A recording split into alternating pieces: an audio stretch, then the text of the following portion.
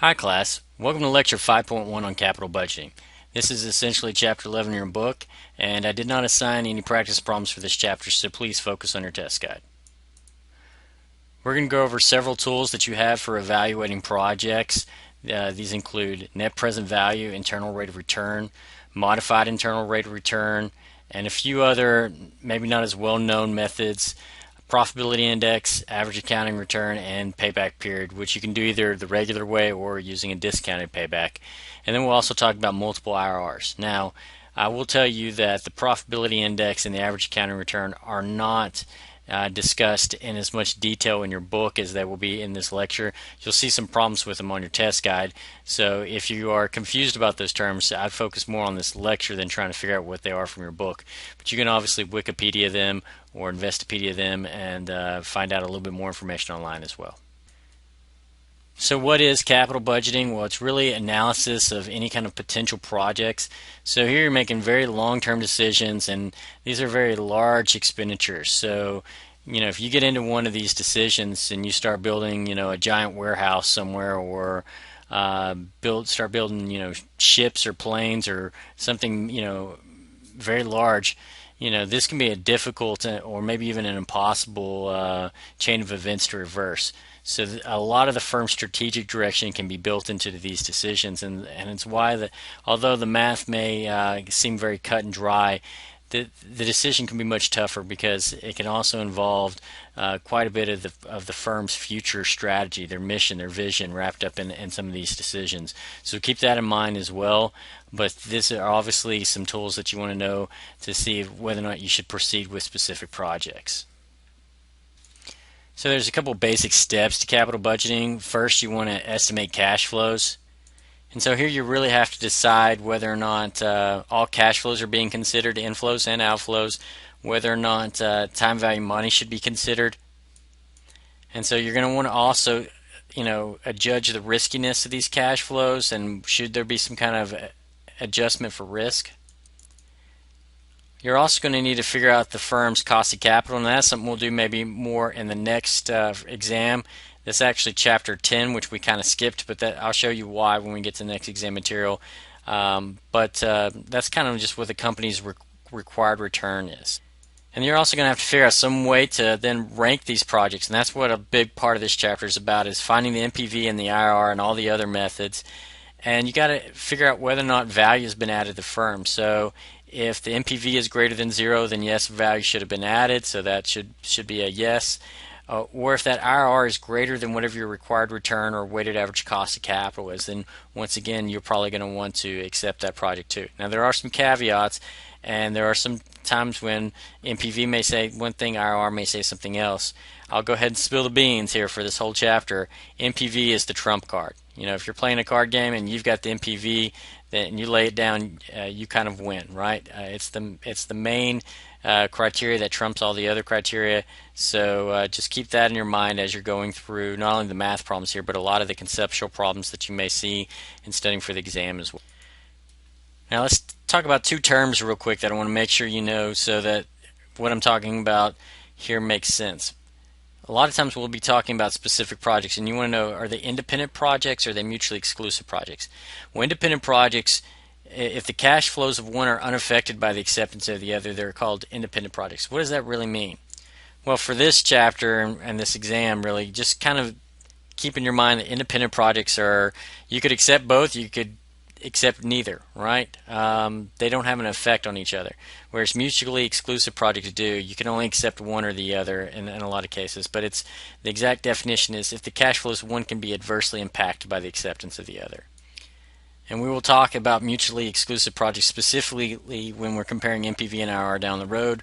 But just to spill the beans again, mutually exclusive projects can create a situation where you may not have the same NPV and IRR, acceptance criteria. So, and one of the reasons for this is initial investments can sometimes be substantially different between mutually exclusive projects, and sometimes the timing of the cash flows can be substantially different. Maybe one gets most of their cash flow up front, and the other one gets most of the cash flow at the end. And we'll work through several of these problems and talk about it, but it'll bring up a fun little discussion on crossover point. However, let's not get too far ahead of ourselves. So let's also talk a little bit about normal versus non-normal cash flow streams. A normal cash flow stream has a negative initial cost up front for cash flow zero, and then the rest are all positive cash inflows. Non-normal cash flows are sometimes what I refer to as unconventional cash flows. So let me say that again: unconventional cash flows.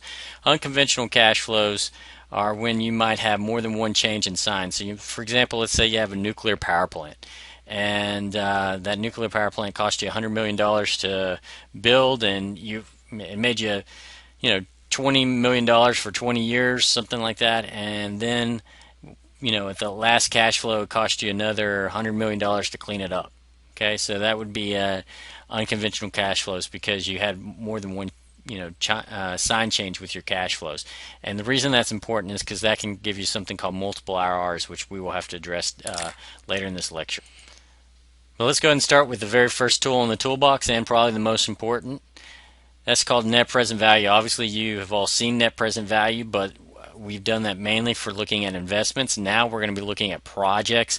It works the exact same way, but I want to remind you of what the NPV is, right? It's the sum of all future cash flows, right? It's the present value of all future cash flows and outflows of a project, right? So I've written this equation here two ways, and the reason for this is very simple.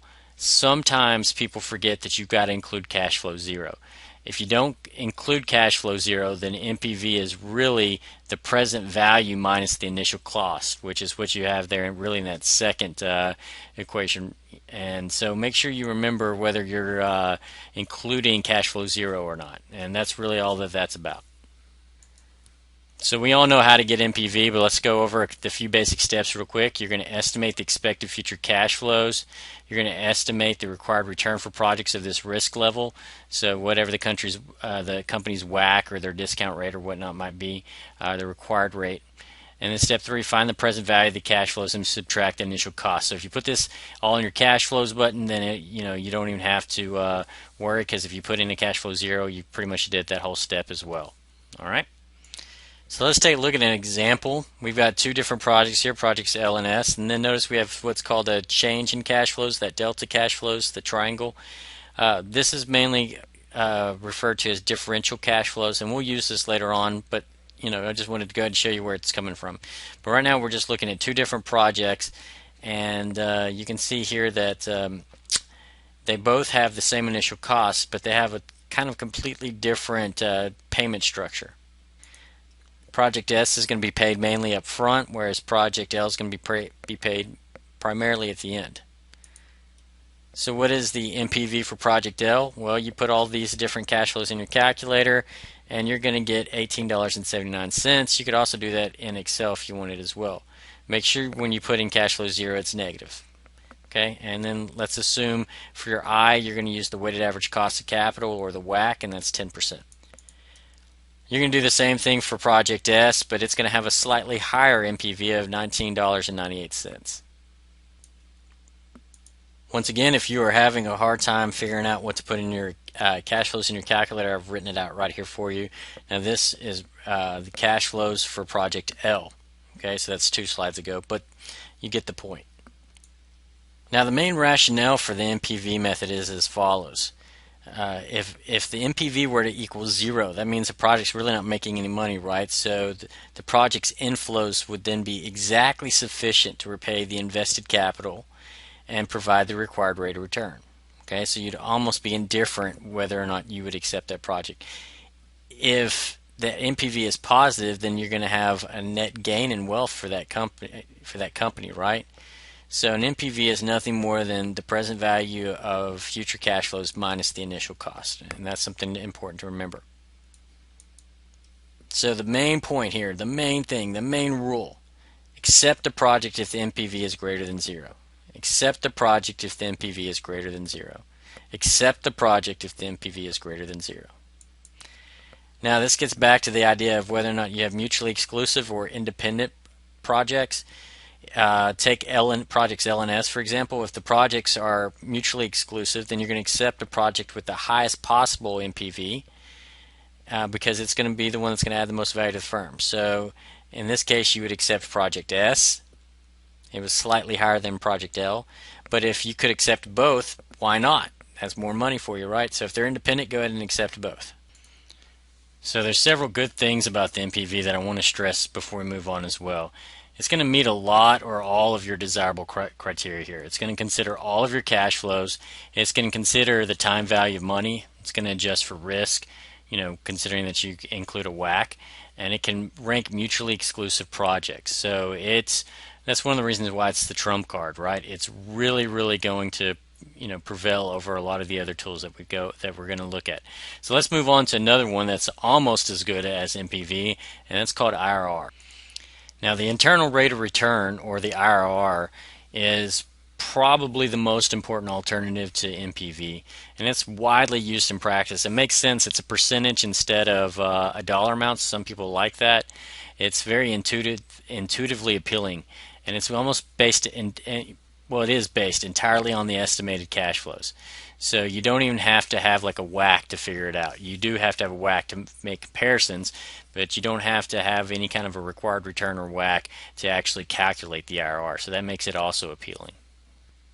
Now, what is mathematically the IRR? Well, it's really just the discount rate that would make NPV equal to 0. Okay. Now, there's a button on your calculator that'll actually solve it for you. So if you put in your cash flows and hit, IRR compute, it'll do it, right away for you.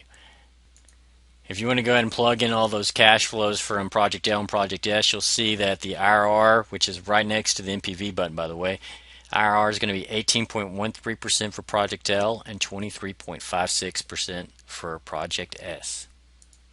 So here you can see that based on its internal rate of return, even Project S is going to be better, just like you would have figured out with NPV.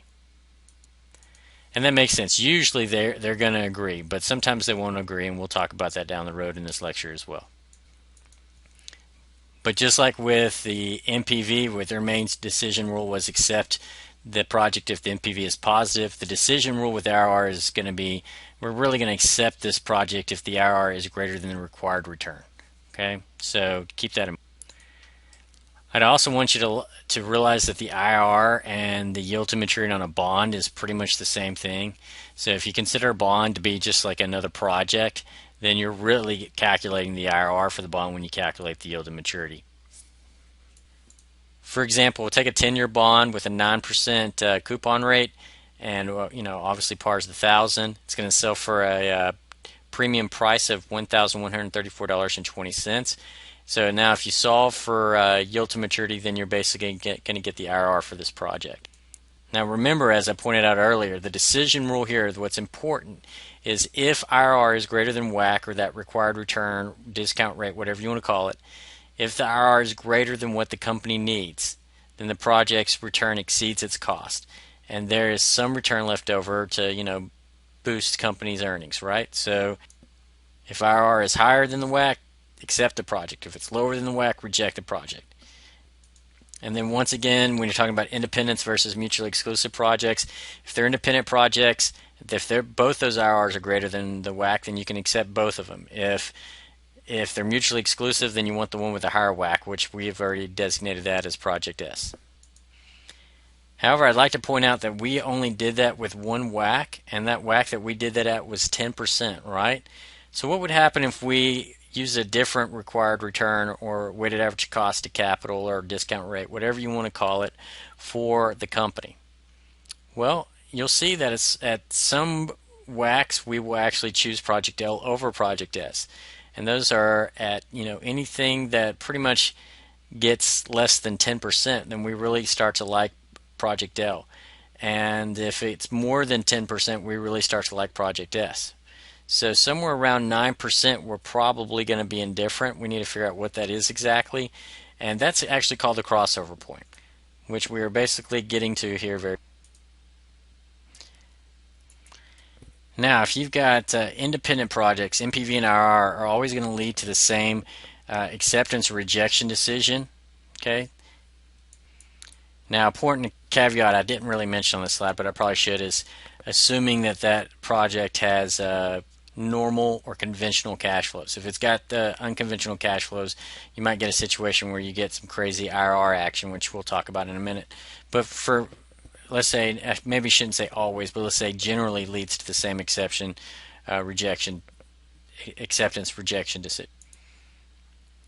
However, if you remember, I told you that around 9% for a WAC that you really started becoming indifferent between projects L and S. Well, if that exact percentage is actually 8.7%, and 8.7% is the crossover point or the crossover rate here, and you can see with their MPV profiles here that project L is actually more preferred with a company that has a lower WAC than 8.7%, and project S would be more preferred for a company with a higher WAC than 8.7%. Now, how do we exactly calculate that crossover rate? Well, if you go back to slide 11.9, you will see that there is a actual third column there. I told you that delta cash flows was your differential cash flows. If you put those in your cash flow buttons in your calculator and then hit IRR compute, that will actually give you your crossover rate. And so you do that, you get 8.68%. They rounded that to 8.7%, and that's really where you get that crossover point. Now, if you don't have a crossover point, then that means one project is going to always dominate the other, and that can happen too if projects have very similar cash flow scales and very similar, timing scales and very similar initial cost. So let me say that a little bit more succinctly. Why would MPV profiles cross? Well, there can be a size or scale differences. Smaller project fee is going to free up funds sooner for an investment. Okay, the higher the opportunity cost, the more valuable these funds. So high discount rate is going to favor a small project. You're also going to have timing differences, right? So if a project's going to pay you back faster, that's going to provide more cash flow in the early years for reinvestment. So from a time value money standpoint, that's going to be good as well, right? So the higher the WAC, the better those projects that get the cash flow back quicker can handle a higher required rate of return. Now, the IRR has many of the same advantages that you will see with the net present value. It's going to consider all the cash flows too. It's going to consider time value money. It's going to provide an indication of risk. And you could even go a little bit further and say it's even a little bit better than maybe the MPV, because it might be a little bit simpler to understand. Executives really like it. That's very intuitively appealing. And also, you may not ever have to calculate a WAC, right? If the IRR is high enough, then you may not need to figure out what the company's WAC is. If you've got a project that's got a IRR of 25%, you might say, that's good enough for me. I'm pretty sure our WAC is somewhere way below that. However, the IRR also has some disadvantages as well. It can produce multiple answers, which we will talk about when we have unconventional cash flows, and it's not as good at ranking mutually exclusive projects, such as when we're dealing with these crossover points and whatnot. So, and finally, which brings me to the slide we're actually looking at, is that the reinvestment assumption is sometimes flawed, right? The MPV method assumes cash flows are reinvested at the WAC, whereas the IRR is going to assume these cash flows are reinvested at the IRR. So the MPV method is probably more realistic. So what we really want to know is there a way to adjust for some of these flaws with the IRR? The quick and dirty answer is yes, there is a way to actually make the IRR a little bit better. It's called the modified internal rate of return. Now, your book is going to say that the MIRR is the discount rate that causes the present value of a project's terminal value to equal the present value of cost. So TV is found by compounding the inflows at the WAC, and then your MIRR assumes cash flows are also going to be reinvested at that WAC.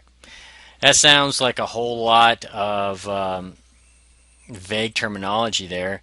What I really want to do instead is focus on 3 specific methods for the MIRR, and this is what I want you to know for your exam. So really all I want you to know about the modified internal rate of return are 2 important conceptual characteristics. One, the MIRR controls for unconventional cash flows or non-normal cash flows. So if you've got more than one sign change, it's going to fix that. And then also it's going to use the company's weighted average cost of capital, and so whichever method you use. So it's important to know that mathematically the MIRR is a little bit better. So usually a lot of executives will prefer it over the IRR because of these two reasons. Now, I'm not going to ask you any real conceptual questions about three methods, but you will probably see three problems on your exam, one for each one of these methods. So I looked to the test guide and see the exact problems here, but let's talk about them real quick. So there's the discounting or discount approach. Basically what you're going to do is discount future outflows all the way back to year zero. So if you got any negative outflows after year zero, like that nuclear power plant in year 20, whatnot, then you take that amount and discount it all the way back to cash flow zero or year zero, so that you only have one negative amount. And then you put your cash flows in your calculator, pretty much only using one negative number for cash flow zero. And so that's a way to adjust for unconventional cash flows. Another thing you can do is use the reinvestment approach, which is going to compound forward all cash flows all the way to the end. So for example, with a nuclear power plant, you might instead push all your positive cash flows all the way to the end and let them kind of overtake that big negative cash flow at the end, and then you've really only got probably two cash flows, right? A present value and a future value. Your present value is negative, future value is positive, and so then you have just a normal problem, and so that would work. And then the combination approach is going to basically involve you doing both. You're going to discount all your outflows back to the present, and then you're going to compound all your inflows all the way down to the future value at the end. Now it's important to realize that none of your numbers are going to be exactly the same if you use all three approaches. So you might want to take an average, or you may have a reason for choosing one over the other. You may also have a different reinvestment rate or discount rate, so they don't have to be the exact same whack, and whatever, I'm going to supply those for you with the problems I give you. So these next three slides just kind of spell out each method a little bit more detail. The discount approach tells you that you're going to discount any future outflows back to the beginning value, that that cash flow zero, so that you can compute a normal IRR. With that reinvestment rate just the reinvestment approach, you're going to reinvest all the positive cash flows to the last value, so that you can kind of overtake that what might be a negative value there or whatnot. So hopefully the goal there is to have one negative present value and one positive future value, and then you'll get a normal IRR. And then you're basically combining those in the third method, right? So you're going to discount back any negative future cash flows, and you're going to push forward all your positive cash flows, and hopefully that will give you what you need to get a normal IRR. So there you have it. Those are pretty much the directions for the three different MIRRs, and if they sound somewhat confusing, I think it'll make a little bit more sense when you look at the problem on your test guide, which I will probably break up, hint, hint, into three problems on your exam.